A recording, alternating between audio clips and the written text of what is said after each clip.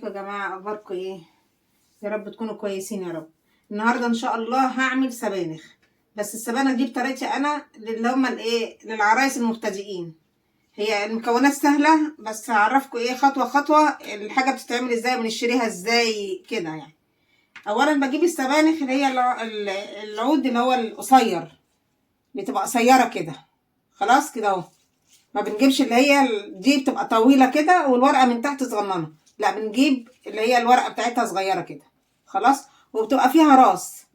في ناس تقطعها كده وتغسلها، لا انا ما بقطعهاش واغسلها، انا بغسلها كده عشان الحديد اللي فيها بينزل لما بتيجي تغسلوها، بتقطعوها وتغسلوها الحديد كله بينزل. فانا بغسلها الاول وبعدين اقطعها، فديت بتبقى مليانه رمل، الجزء ده مليان رمل، فانا عشان استعمله بحكه كده، باخد اللي على الوش كده ده كده هون، واروح قطع ايه الرق اللي هو على الحرف ده خلاص كده كده تمام. اروح جايه بقى هنا على الراس دي واروح قطعاها، دي انا مش هرميها هخليها، بحبها يعني. بص من جوه نضيفه، هي ما فيهاش حاجه اهي. فهتبقى عندي هنا الورق اهو مفتح، هتبقى كده عندي الورق مفتح اهو. هروح غسلاه وهي كده، بعد ما اغسله خالص وينضفه كذا مره كذا مره اغسله واروح مقطعه اهو. انا عامله كده اهو، ده كده انا عاملاها. بتقطعوها في حدود سنتي، يعني الورقه تتقطع بتاع سنتي كده مش اقل من كده خلاص كده. طبعا السبانخ بنحط عليها ايه؟ شبت وبقدونس، بصل، كزبره ناشفه، معلقه كزبره ناشفه، معلقتين كبار توم. دي بصلايه كبيره كبيره كده حلوه محترمه. دول 2 كيلو سبانخ، 2 كيلو سبانخ عليهم 2 شبت، حزمتين شبت، حزمتين كزبره. والطماطم كيلو طماطم. هوريكم الطماطم عشان لما تيجي تشتروها تعملوا فيها ايه. الطماطم اهي بجيبها انا جايباها، يعني انا جايباها كده عندي يعني عشان اوريكم. هنا بتبقى في خرم، ده النقرة دي السودة دي، وفي هنا نهاية الطماطماية. باجي من عند الراس من هنا واروح ايه اسمى كده واخده كده لحد اللي تحت دي، لحد النهاية اللي تحت دي. ليه بقى لحد النهاية اللي تحت دي؟ بتبقى فيه جزء اسود، احيانا مش كتير بتبقى فيها دودة، فاروح ايه واخداها كده قطعاها، وقطع برضو الحرف اللي هنا ده اهو برضو، واللي هنا كده اهي بقت قدامي حلوه. برضو اجي اشرحها من هنا من النص لقيتها نظيفه اهي، واجي من هنا كده من النص لقيتها برضو حلوه ما فيهاش حاجه زي الفل اهي، كلها فل اهي. التانية برضو تختلف عن دي. في هنا انا جايباها برضو نفس النظام كده اوريها لكم، دي بتبقى فيها حاجه بيضه كده، فاروح جايبه سكينه واروح ايه شايلاها اهي. اجي كده ممكن وانتوا بتنقوا الطماطم، نقيتوا الطماطم الراجل مثلا ايه عايز يظبط الميزان بتاعه، يروح واخد واحدتين من عنده كده نفس النظام كده، فانتوا بتروحوا عاملينها. اروح جايبه برضو من عند الراس كده خلاص، واروح جايه عند الديل من هنا كده واروح فاتحه كده. دي ما فيهاش حاجه، حلوه دي حلوه اهي، بس في حته ايه اللي هي النقره السودا دي، واروح جايه عند الراس هنا واروح شايلها برضو من عند الراس نضيفه ما فيهاش حاجه اهي. هروح جايه من النص فتحاها اهي اهي. ادي الطماطم بتاعتنا، ده كيلو طماطم. نقول المقادير تاني يا جماعه. 2 كيلو سبانخ عليهم كيلو طماطم، بصلايه كبيره حلوه محترمه، حزمتين شبت وحزمتين كزبره. البيض ده بقى في النهايه هقول لكم البيض ده عشان ايه خلاص. و2 معلقه كبار توم ومعلقه كبيره كزبره. هيبقى طبعا في شوربه اللحمه، في شوربه لحمه انا بعملها بشوربه لحمه مش شوربه فراخ. دلوقتي هبدا بقى ايه ان انا وسمنه، حاطه سمنه، هبدا ان انا احمر البصله، وبعد كده احنا مع بعض خطوه خطوه. اديني حطيت معلقه سمنه كده محترمه اهي، عشان دول 2 كيلو سبانخ، معلقه سمنه محترمه. والبصله هحطها على ايه على السمنه.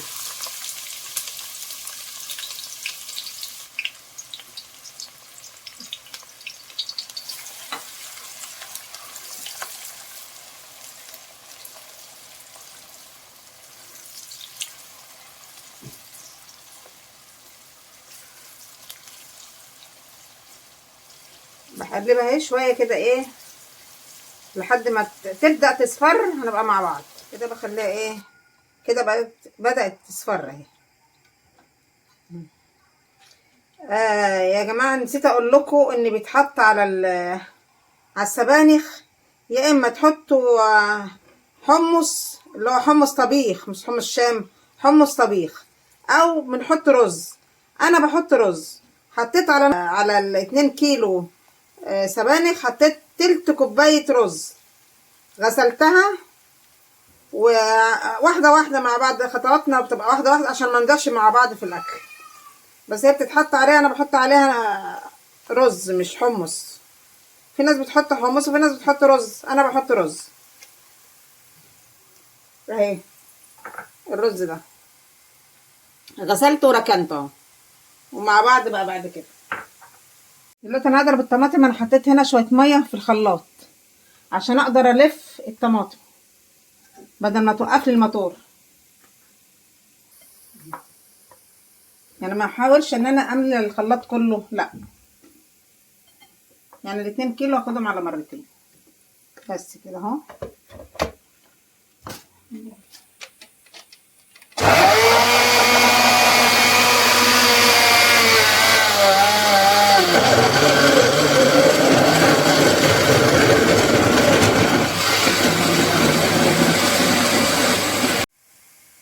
خلاص هي كده احمرت اهي، بقت لونها اصفر. هحط الطماطم. انا بستعمل على طول في كل اكلي بصل ابيض، ما بستعملش البصل الاحمر ده خالص. بيخلي الاكل حلو وريحته حلوه البصل الابيض اللي هو بصل ذهبي، بيبقى لونه زي الذهبي كده مش احمر، ذهبي. هبدأ بقى ايه، ابدأ النص التاني هضربه في الخلاط واحطه تاني. وادي ايه النص التاني حطيته. هسيبها بقى ايه لما تستبك. التسبيكه بقى تبقى ايه السمنه بتبقى على الوش وهي مسبكه بتبقى تقيله. هنمشي برضو مع بعض هوريكم بتتعمل ازاي. اخر الصلصه هتبقى شكلها ايه.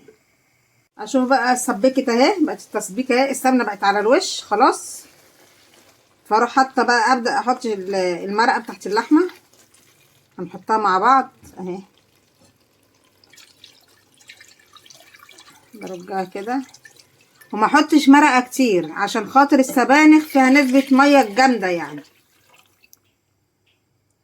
السبانخ بتبقى فيها نسبه ميه جامده. بنقلبها كده ونسيبها ايه تغلي. نشوف المرحله التانية بقى. خليكم معايا وهتبقى ايه واحده واحده. انا بمشي لكم الطبيخ ده واحده واحده، خطوه خطوه، ما بقولش كل مره واحده كده. هسيبها هي تغلي. نروح المرحله التانية، مرحله الرز بقى. كده انا جبت طاسه فيها نسبه سمنه اهي، مش كتير سمنه اهي. هحط فيها الرز، اخده تحميصه واحده، يعني احمصه كده. انا غسلته، هاخده تحميصه بس.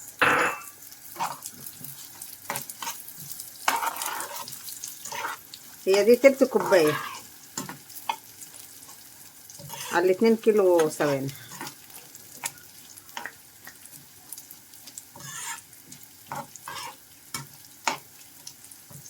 خلاص بدأت بقى اهي تصفر. هقول لكم بقى انا عملت كده ليه. ما حطيتش الرز كده على طول في الحله، لان لو حطيته على طول في الحله بيعمل لي نسبه نشا جامده. انما لما بحمره كده، بحمصه كده في السمنه، ما تبقاش في نشا، ما تنزلش نشا كتير، فتبقى بسيطه يعني. كده كفايه كده. بس هروح منزلها بقى ايه في الحله اللي فيها الصلصه. بص عملت تش. خلاص كده.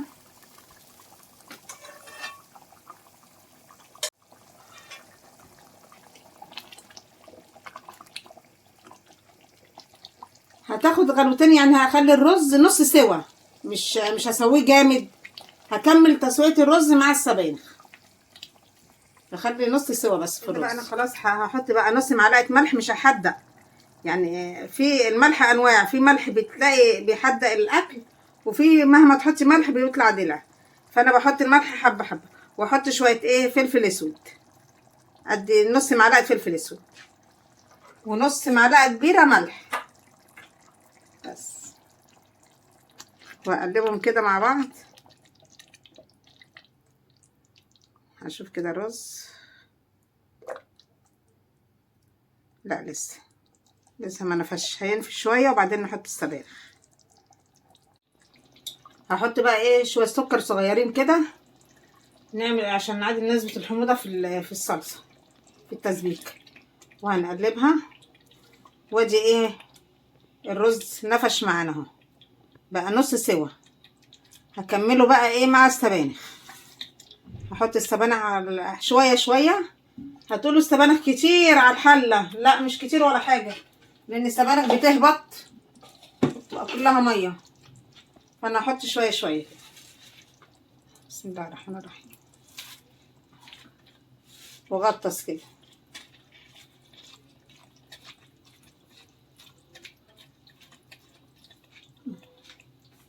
وادي ايه شويه كمان برضو.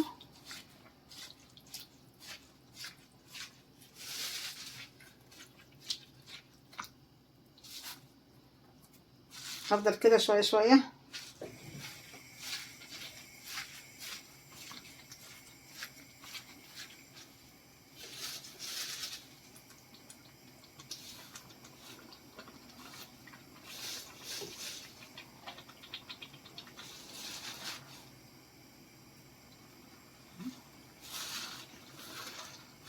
في الاخر خالص لو احتاجت شوربه بحط شويه شوربه.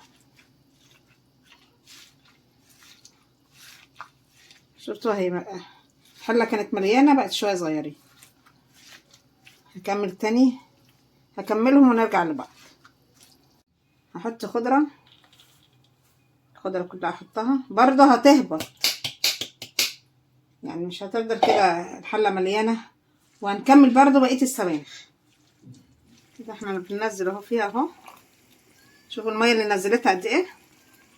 انا ما زودتش ميه ولا اي حاجه، هي السبانخ اللي منزله ميتها. هكمل بقى شويه الصغيرين دول اهو، شويه دول.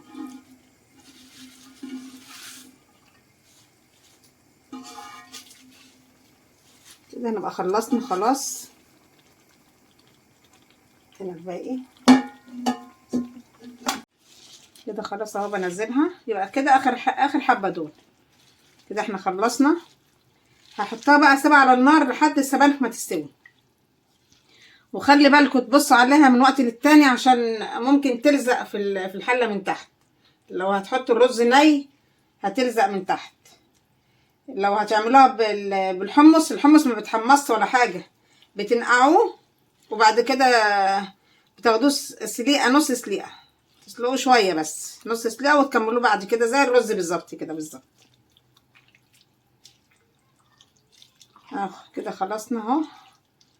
باخد اللي تحت احطه فوق، واللي فوق اخليه تحت.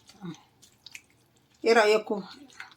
جات ما قد الحله بالظبط، والميه مظبوطه بتاعتها اللي هي نزلتها، وتمام التمام. ما تنسونيش بقى في اللايك وسبسكرايب وشير والتعليقات، يعني كده شجعوني. بعمل لكم حاجات جميله، ما بلاقيش حد لا يعلق لي ولا حد يقول لي رايه ايه في الحاجه اللي انا بعملها ولا اي حاجه. كده ينفع اللي بتعملوا معايا؟ بعمل انا حاجات يعني مختلفه، في تكات كده مختلفه. ولسه التكه بتاعت السبانخ محدش قال لي البيض فين البيض، عملتش ايه في البيض؟ هقول لكم بس بعد السبانخ ما تستوي. في لسه تكه البيض تاني، ما جبت السيرت انا بعد كده، من قبل ما جبت السيرت اهو. البيض اهو، ولسه الثوم والكزبره ما قلناش عليهم حاجه لسه.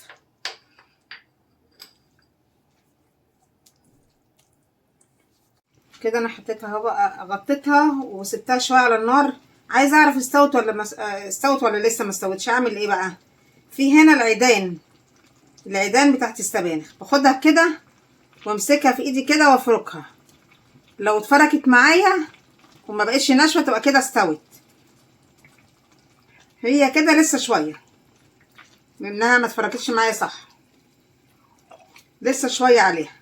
بصوا ال2 كيلو بقى كانوا مليانين الحله ازاي. بص كل شويه ما بتهبط، وهي اللي نزلت الميه دي كلها.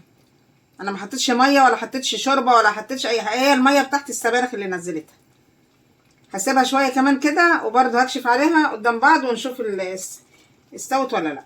وبرده دي هنشوفها كده مع بعض، اللي هي الراس.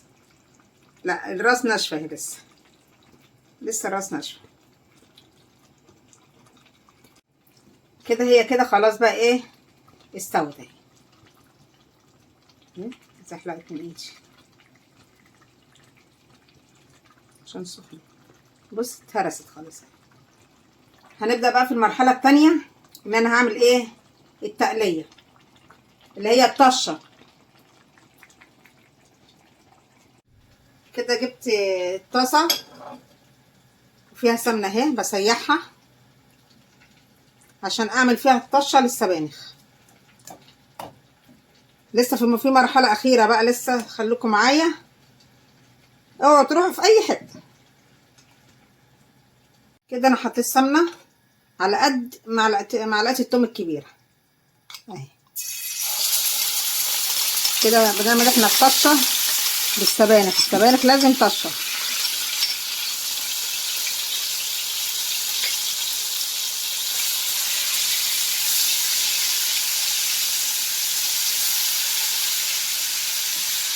السمنة يا جماعة على قد ما بتحطوا التوم، عشان التوم يتحمر حلو.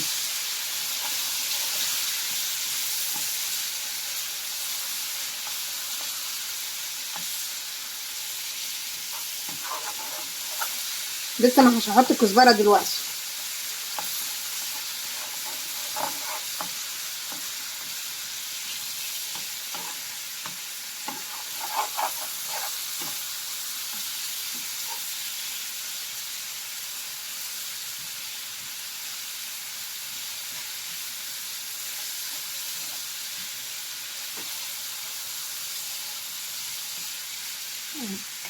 كده بقى انا احط الكزبرة،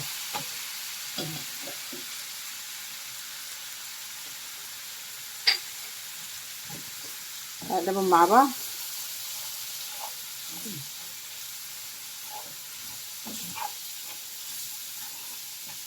وهنخليها لحد ما تصفر.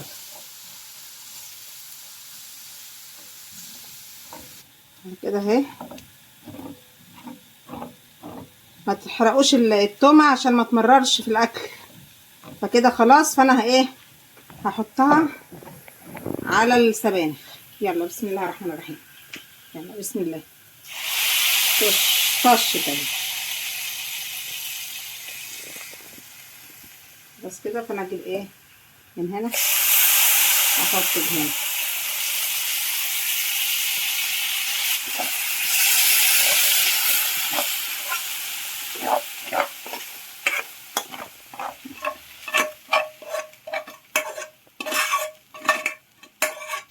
بس خلاص كده. برضو هنسيبها على النار، مش هنطفي عليها، بس هقلبها. هتتقلب كده كلها على بعضها وهي موجودة على البوتاجاز. النار شغالة عليها، مش هطفيها. تمام كده. اديني قلبت اهو.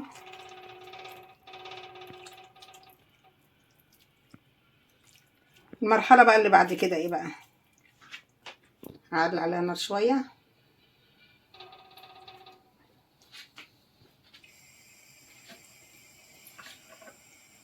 ادي البيض. هنجيب كده ايه، فتحة كده صغيرة كده، وراح ايه نوطي عليه، وراح حاطين هنا البيضة ونسيب.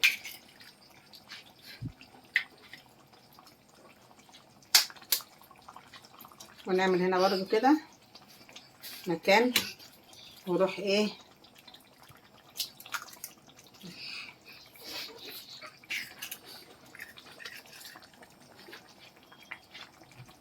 هنا برضو هحط 4 بيضات على عددنا، يعني 4.